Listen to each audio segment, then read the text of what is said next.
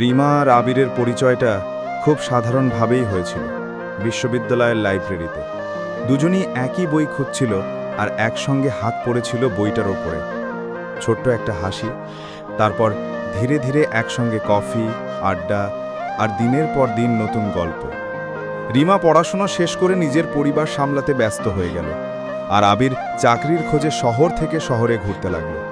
তবুও তাদের যোগাযোগ বন্ধ হয়নি। রাতের শেষে একটা মেসেজ, ঘুমাওনি এখনো? এই প্রশ্নটাই যেন তাদের ভালোবাসার আশ্রয় ছিল। কিন্তু সময় কারোর জন্য থেমে থাকে না। আবিরের জীবনে এলো দায়িত্ব, রিমার জীবনে এলো বাস্তবতার দেয়াল। রিমার বাবা হঠাৎ অসুস্থ হয়ে পড়লেন, সংসারের ভার তার কাঁধে এসে পড়ল। আর আবিরের হাতে এলো বিদেশে চাকরির অফার, একটা সুযোগ যেটা ফিরিয়ে দেওয়ার নয়। বিদায়ের আগের বিকেলে আবির রিমার হাতে একটা খাম দিল।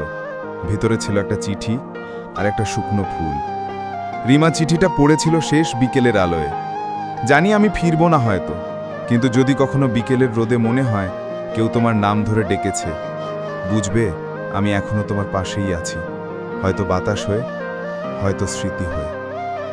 সেদিনের পর রিমা আর আবিরের দেখা হয়নি।